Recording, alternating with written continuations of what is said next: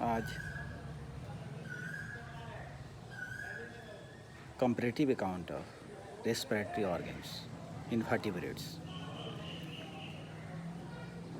Comparative accounts या comparative anatomy of respiratory organs ये comparison है वर्टिब्रेट्स फिशेस से लेकर के मैमल तक का.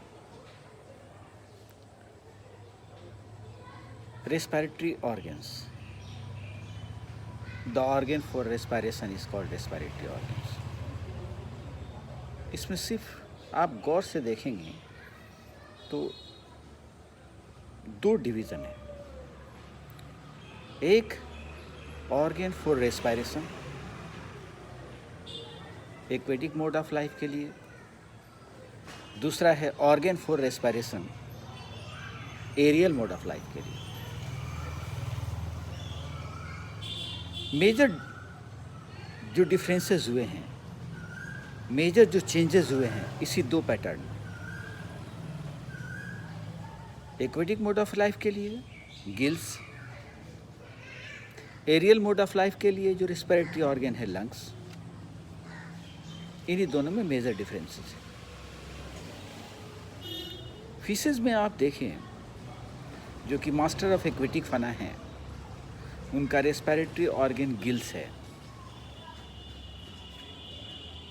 ये गिल्स अडॉप्ट किया गया है डिसॉल्व O2 को यूज़ करने के लिए. यानी वाटर में जो डिसॉल्व O2 हैं उसको गिल्स के द्वारा फिशेस यूज़ करती हैं ब्रीदिंग में. दूसरी तरफ आइए एरियल मोड ऑफ लाइफ के लिए लंग्स का डेवलपमेंट हुआ है. लंग्स यह meant for aerial mode of life. ये एटमॉस्फेरिक ऑक्सीजन को अपने अंदर स्टोर करके रखते हैं और फिर उसे ब्रीदिंग में प्रयोग करते हैं. लंग्स का डेवलपमेंट एम्फीबियन से शुरू हुआ और मैमल तक जाकर एंड किया. तो क्योंकि एम्फीबियंस में ये lungs for the first time बन रहे हैं, इसे फुल फ्लेज्ड लंग्स कहते हैं, तो इसकी बनावट काफ़ी साधारण है. उसके बाद रेप्टाइल्स, बाद बर्ड्स के बाद मैमल्स. लंग्स की जो इकाई है उसे एल्वियोलाई कहते हैं या एल्वियोलस कहते हैं. ये वायु कोष्ठ है. जैसे जैसे ऑर्गेनिज्म एडवांस होता गया वैसे वैसे ये वायु कोष्ठ जो है की संख्या बढ़ती गई. फॉर एग्जाम्पल मनुष्य के अंदर दोनों लंग्स में 600 मिलियंस एल्वियोलाई है लगभग. बर्ड्स में एल्वियोलाई नहीं है. एल्वियोलाई का काम वहाँ पर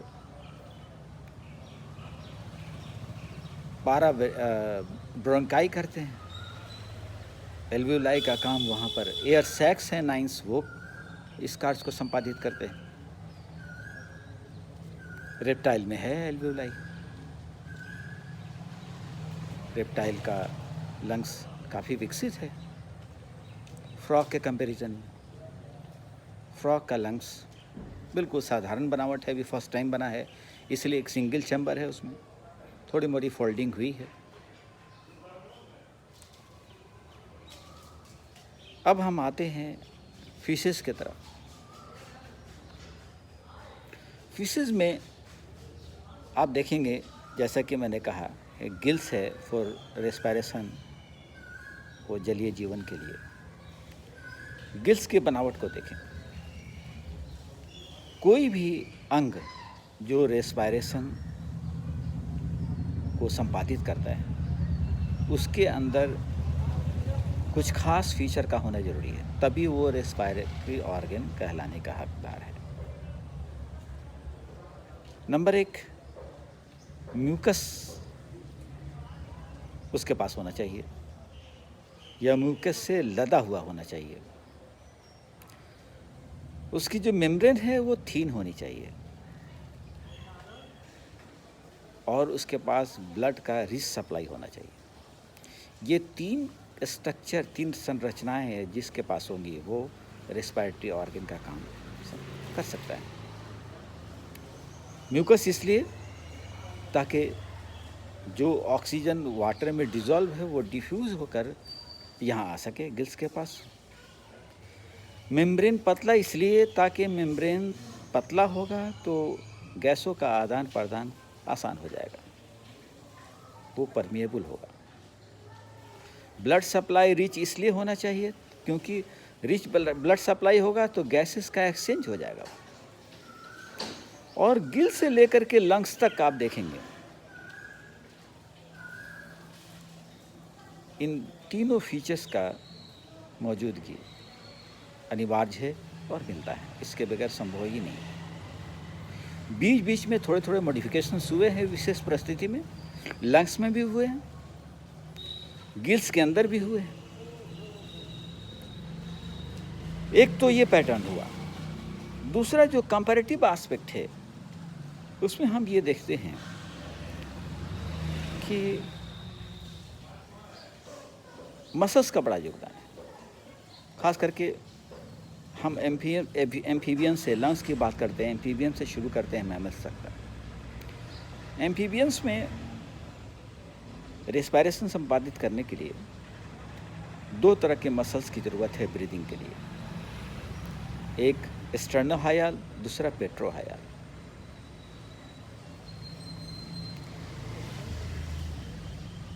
रेप्टाइल में ब्रीदिंग मैकेनिज्म को संपादित करने के लिए इंटरकोस्टल मसल्स डेवलप हो गया। उसके अलावा इसमें थोरेसिक केज यानी रिब्स और वर्टिब्रल कॉलम भी असिस्ट करने लगा है। बर्ड्स में आते हैं।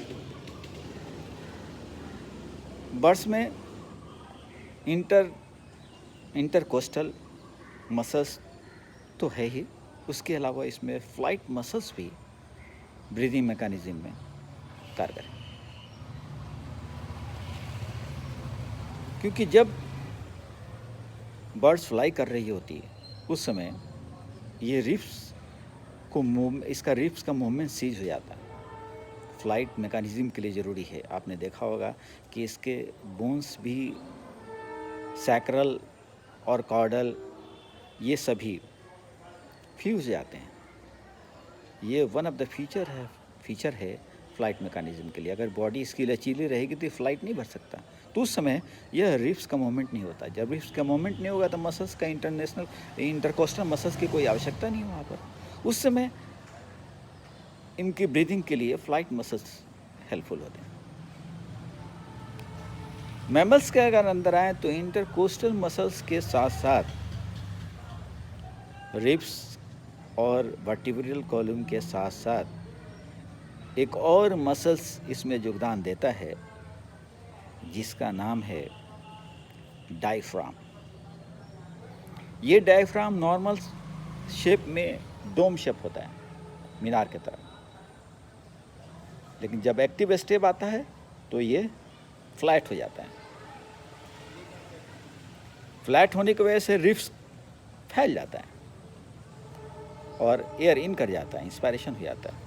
फिर जब एक्सपायरेशन होता है ये अपने नॉर्मल पोजीशन पर आ जाता है। रिब्स यहाँ था, अब यहाँ आ जाता है और इस तरह से एक्सपायरेशन हो जाता है। तो हम देख रहे हैं कि इसमें मसल्स का किस तरह से विकास हुआ है। ये डायफ्राम का एक और खूबी है। डायफ्राम मसल्स यह थोरेसिक रीजन को और एब्डोमिनल रीजन को कंप्लीटली डिवाइड कर देता है। ये मैमल के अंदर ही पाया जाता है और किसी में नहीं पाया। उधर अगर फिशेस की बात करें तो फिशेस में भी गिल्स के मूवमेंट के लिए, बकल कैविटी के मूवमेंट के लिए glossopharyngeal muscles responsible. Breathing mechanism के लिए मस्कुलेचर की आवश्यकता पड़ती है। तो वहाँ पर ग्लोसोफेरिंजियल मसल्स इंस्पायरेशन के लिए और एडक्टर मसल्स थोरैक्स का, फेरिंक्स का, यह एक्सपायरेशन के लिए रिस्पॉन्सिबल है। तो ये मेजर डिफरेंसेस हैं मस्कुलेचर का जो ग्रेजुअली इवॉल्व हुआ।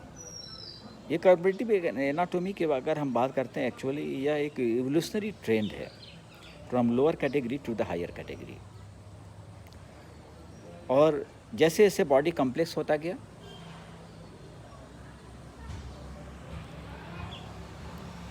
वैसे वैसे ये एडवांसमेंट होता गया।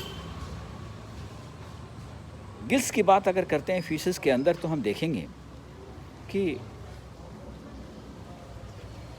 वो अपने बकल कैविटी को, मुंह को ओपन करता है मसल, ग्लोसोफेरिंजियल मसल्स के कंट्रैक्शन से ये मुंह को ओपन करता है, जिसके वजह से वाटर उसके अंदर घुसता है। फिर मुंह को बंद कर लेता है, नोस्ट्रिल को भी बंद कर लेता है एडक्टर मसल्स जब कंट्रैक्ट करता है। ये पानी गिल्स चैम्बर में प्रवेश करता है, उधर से गिल्स के अंदर ब्लड रन करता है अपोजिट डायरेक्शन में, और ये उसके एंटी क्लॉकवाइज ये वाटर मूव करता है। ये काउंटर करंट मैकेनिज्म कहलाता है। काउंटर करंट मैकेनिज्म का बेनिफिट ये है कि वाटर को अपोजिट डायरेक्शन में ले जाने से, फोर्स कर देने से, वाटर के अंदर मौजूद जितना ऑक्सीजन है सब का सब वो एब्जॉर्ब हो जाता है, वो यूटिलाइज हो जाता है। अगर सेम डायरेक्शन में, अगर जिस डायरेक्शन में ब्लड फ्लो कर रहा है उस डायरेक्शन में अगर वाटर का फ्लो होता है गिल्स पर, तो ये सारे ऑक्सीजन का इस्तेमाल नहीं कर पाए। काउंटर करंट मैकेनिज्म में ये सारे के सारे ऑक्सीजन इस्तेमाल कर लिए जाते हैं। यहाँ आप आइए, फ्रॉग के केस में आप देखेंगे कि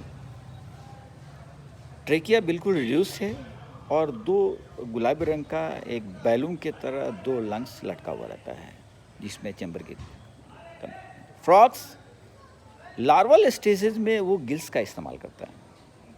टैडपोल लार्वा जो है उसके अंदर गिल्स होते हैं, उसके द्वारा वो रेस्पिरेशन करता है। जब एडल्ट हो जाता है तब वो अपने स्किन के द्वारा ज़्यादातर समय रेस्पिरेशन करता है। स्किन भी म्यूकसिजिनस होती है, म्यूकस लदे होते हैं। मेढक के स्किन को आपने देखिए म्यूकस से भरा है, पकड़ेंगे तो हाथ से स्लिप कर जाएगा।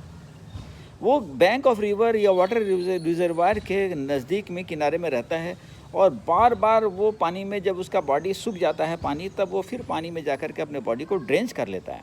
तो बार बार आप ये बिहेवियर को जो वॉच करते हैं, ये नथिंग बल्कि वो ऑक्सीजन एब्जॉर्ब कर रहा है, रेस्पिरेशन कर रहा है स्किन के द्वारा। स्किन के द्वारा रेस्पिरेशन वो हाइबरनेशन में भी करता है, समर स्लीप में भी करता है वो, क्योंकि वहाँ पर तो मड में कुछ रहता नहीं है, बिल्कुल कम ऑक्सीजन रहते हैं, और इसलिए उस घुले हुए ऑक्सीजन को ये यूज़ करता रहता है।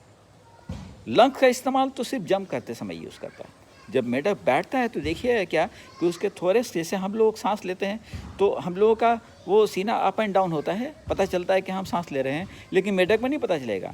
मेढक का सिर्फ बकल वाला ये हिस्सा ये अप एंड डाउन होता है, बाकी हिस्से में कोई मूवमेंट नहीं होता।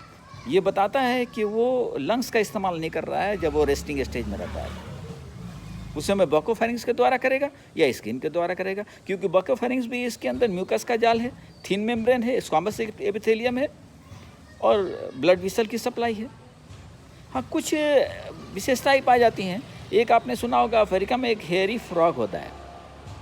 ये हेयरी फ्रॉग उसके शैंक पर, उसके एनल रीजन पे, उसके आर्म्स पर ये हेयर्स पाए जाते हैं। एक्चुअली वो हेयर्स नहीं है। अफ्रीकन फ्रॉग जो हेयरी फ्रॉग कहते हैं वो हेयर्स नहीं है, वो एक स्किन का ही एक्सटेंशन है। स्किन का डेरिवेशन नहीं है, स्किन का एक्सटेंशन है। वो स्किन का सरफेस एरिया बढ़ाने के लिए ऐसा करता है। वो रेस्पिरेटरी स्ट्रक्चर है, स्पेशलाइज्ड रेस्पिरेटरी स्ट्रक्चर, वहाँ उसे रेस्पिरेशन करता है। एम्फीबियन ग्रुप में यूरोडोल्स में देखिए, उनके अंदर तो एक्सटर्नल गिस होते हैं, वो एक्सटर्नल गिस के द्वारा अवशोषण की क्रिया करते हैं। तो इस तरह से हम देखते हैं कि फ्रॉग के अंदर जो रचनाएं हैं लंग्स की, वो अभी शुरुआत है।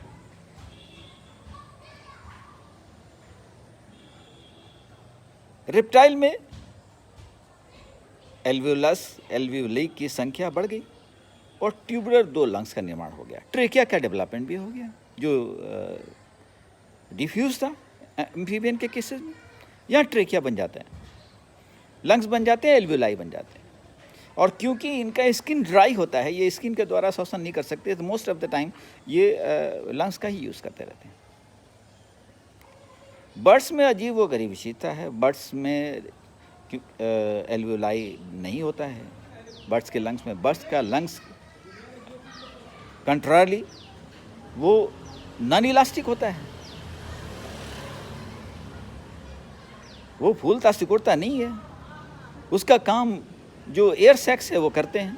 इसके बर्ड्स के लंग्स में 9 एयर सैक्स होते हैं, 2 एब्डोमेन में, 4 थोरेक्स में और 2 क्लेविकल में और 1 क्लेविकल के बीच में। इस तरह से 9 एयर सैक्स होते हैं। और ये एयर सैक्स ब्रीदिंग मैकेनिज्म में हेल्पफुल होते हैं, क्योंकि ये कंट्रैक्ट और रिलैक्स होते रहते हैं। ये हमें याद रखना होगा कि एयर सैक्स के चारों ओर रिच बोन सप्लाई होता है, इसलिए इसमें डायफ्राम होता नहीं है। मैमल के अलावा किसी में डायफ्राम नहीं होता है जो सेपरेट कर सके थोरेक्स और एब्डोमेन को। इस तरह से एयर से आया हुआ इन्फेक्शंस या जर्म्स बोन्स के अंदर चले जाते हैं और इनके एब्डोमेन में चले जाते हैं। इसलिए यहाँ यह कहना भी लाजमी होगा कि जब हम चिकन खाते हैं तो उनके बोन को कदापि क्रैक नहीं करें, क्योंकि एयर सैक्स बोन्स से रिचली सप्लाइड होता है और वहाँ से इन्फेक्शन इजीली बोन्स के अंदर चले जाते हैं और कोई भी इन्फेक्शन आपको इजीली हो सकता है। इसलिए चिकन के उसका बोन को क्रैक न करें।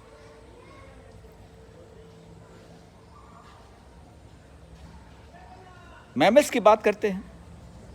जैसा कि बताया कि मैमल्स में लंग्स है और काफ़ी डेवलप है।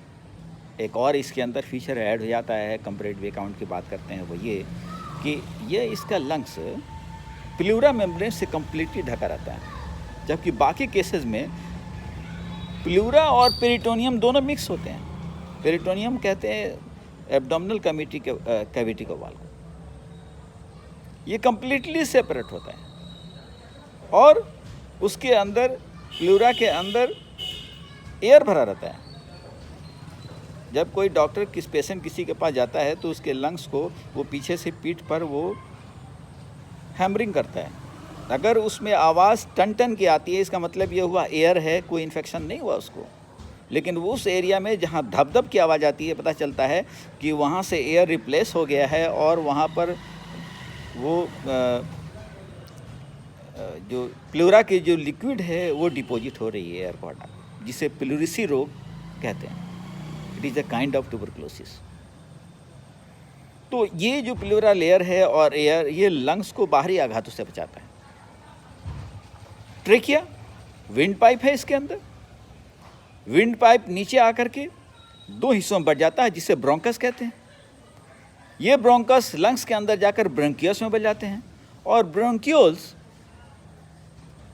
एक बल्बस, छोटे छोटे टीनी बल्बस एंड में परिणत हो जाते हैं, जिसे हम एल्वियोलस कहते हैं। जैसे आप देखें कि ये प्लांट की टहनी है, ये प्लांट की टहनी निकली, फिर उसके ब्रांचेज हुए, ब्रांचेज होने के बाद जो है उसमें लास्ट में एक फ्रूट निकल जाता है। और ठीक उसी तरह से यहाँ भी एक बंच, ग्राफ्स के बंच के तरह ये एल्वियोलाई लंग्स में लगे रहते हैं, जिसे रेस्पिरेटरी ट्री के नाम से जाना जाता है। एल्वियोलस की बनावट अगर आप देखें तो ये एल्वियोलस स्क्वामस एपिथेलियम से ढकी हुई रहती है। स्क्वामस एपिथेलियम फ्लैट, स्क्वामा का मतलब होता है फ्लैट।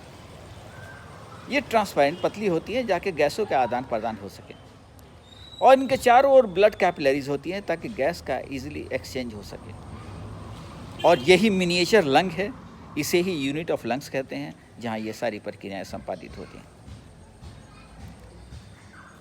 तो ये कंपैरेटिव एस्पेक्ट हो गया।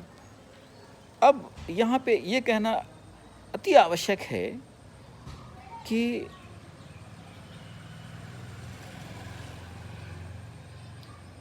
गिल्स का विकास इस जीव में रेस्पिरेशन के लिए क्यों हो गया।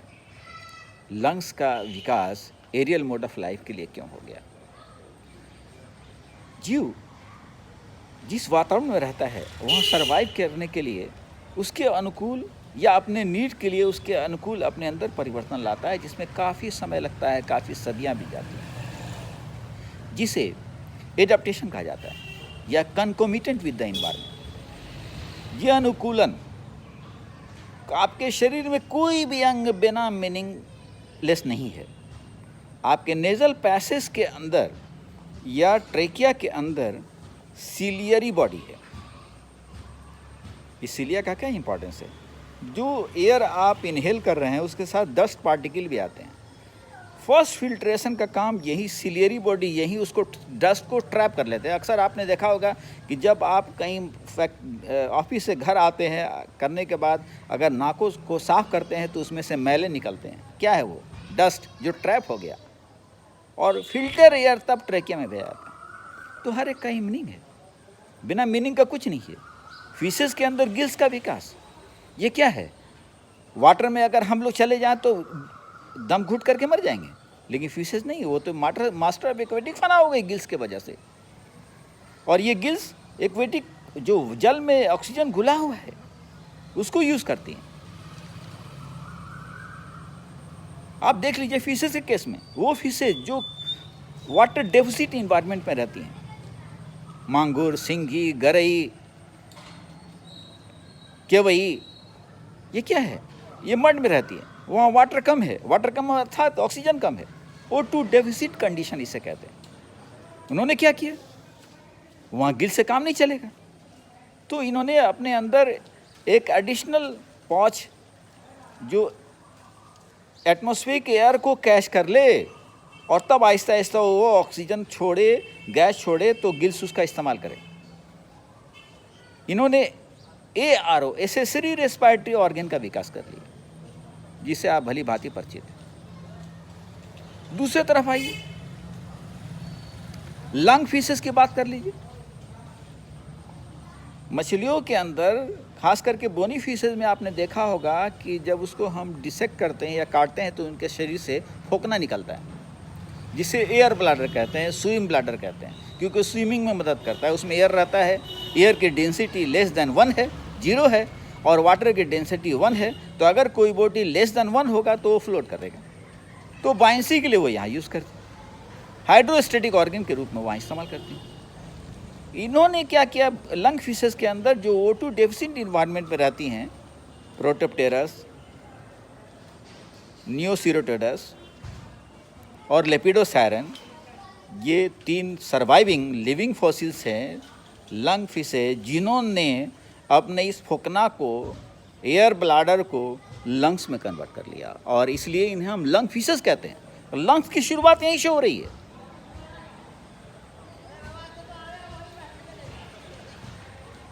उसके बाद यूरोडोल्स हैं, एम्फीबियंस हैं। एम्फीबियंस लंग्स का डेवलपमेंट कर दिया, लेकिन उसके लार्वा देखिए, ओंटोजेनी रिपीट फाइलोजेनी, वो गिल से रेस्पिरेशन करता है। अपने स्किन द्वारा रेस्पिरेशन करता है, अपने बकोफेरिंग्स के द्वारा रेस्पिरेशन करता है, लेकिन लंग्स का रेस्पिरेशन उसी समय करता है जब जंप लगाना होता है, फर्स्ट टाइम लंग्स बनाए। तो हमें क्या लगता है इसे कि ज़रूरत के हिसाब से ये चीज़ें बनी, और इसे ही अनुकूलता कहते हैं। अगर ऐसा नहीं करते तो उनके अंदर ये विकास का क्रम यूं ही ठप हो जाता, और जो इस चरण में पीछे रह जाते वो विलुप्त हो जाते हैं, गायब हो जाते हैं। आप एक नज़र इधर डालें, मैं कुछ कंपैरेटिव एस्पेक्ट आपको दिखाना चाहता हूँ, आप देखें।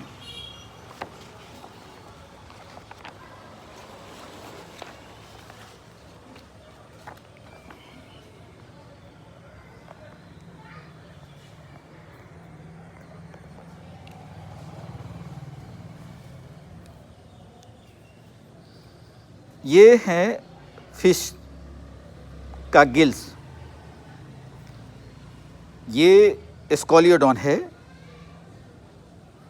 इलाज ब्रांक्स है, सी वाटर में पाया जाता है ये फिश। इसमें देखिएगा ये गिल्स क्लेफ्ट हैं,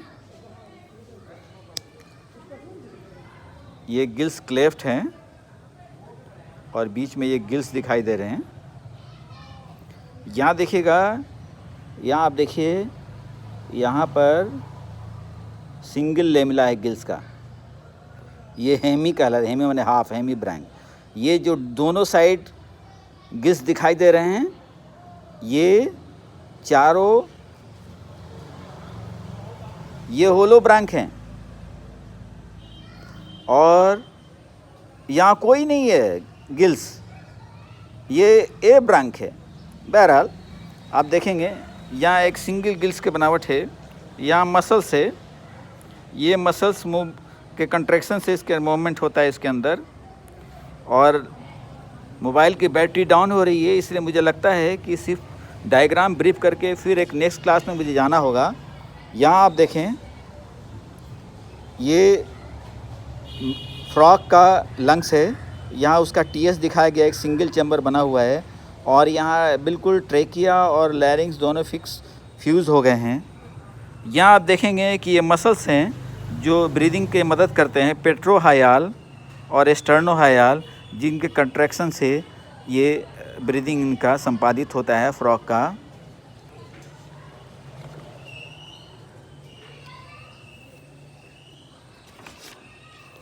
यहाँ आप देखें, ये दो प्रोसेस दिखाया गया है। यह पहला है इंस्पायरेशन का, जिसमें नोस्ट्रिल ओपन हो गया है, एयर यहाँ आ गया। उसके बाद ये एक्सपायरेशन का है। ये देखिएगा कि फिर यह नोस्ट्रिल थोड़ी देर बाद बंद हो जाता है एयर घुसने के बाद। अब फिर ये जो इसका जॉज नीचे आया था, ये ऊपर की तरफ उठता है, जिससे यहाँ प्रेशर पड़ता है और ये एयर बाहर न जाकर लंग्स में पुश हो जाता है। इस तरह से ये लंग्स के अंदर चले आते हैं। ये आप देखिए कि दो ट्यूबुलर लंग्स है रेप्टाइल का।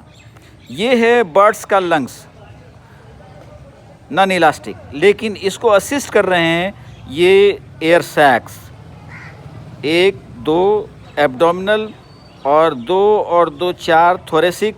और यहाँ देखें ये क्लेविकल है, ये जो है क्लेविकुलर है और ये दोनों इंटर का क्लेविकुलर है। यहाँ पर सायरिंग्स है। सायरिंग्स का मतलब ये हुआ कि इसका जो साउंड बॉक्स है सिर्फ साउंड में मदद करता, रेस्पायरेशन में ये इसकी भूमिका अलग से नहीं होती।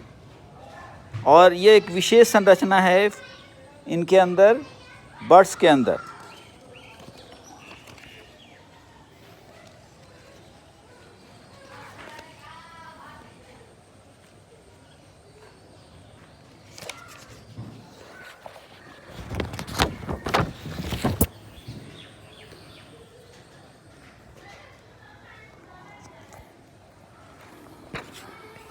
ये है मैमल का लंग्स।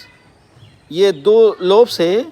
यहाँ आप देखिए ये ट्रेकिया है, ये ब्रोंकस में बदला, ब्रोंकस जो है ब्रोंकियोस में बदले और यहाँ ब्रोंकियोस एंड कर रहा है छोटे छोटे टीनी बॉल्स के रूप में, जिसे स्मॉल एयर सैक्स या एल्वियोलाई कहते हैं। ये मसल्स हैं इंटरकोस्टल मसल्स और एक्सटर्नल इंटरकोस्टल मसल्स, जो इनके ब्रीदिंग में मदद करते हैं। एक तरफ स्टर्नम से जुटे हुए हैं तो दूसरे तरफ रिब से। ये है कैरेक्टरिस्टिक्स डायफ्राम, जो डोम शेप्ड है नॉर्मल कंडीशन में, लेकिन जब ये स्ट्रेच होता है तो यहाँ तक चला जाता है और रिब्स यहाँ से खसक कर यहाँ चला जाता है, जिससे थोरेसिक केस का डायमीटर बढ़ जाता है और एयर इन हो जाता है। जब फिर ये नॉर्मल पोजीशन पे आता है तो फिर ये एयर आउट हो जाता है।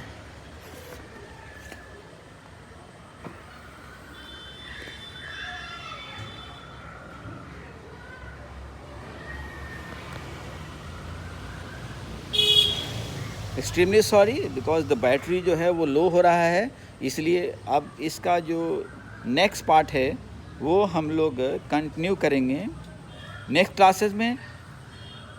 आज के लिए इतने ही, धन्यवाद।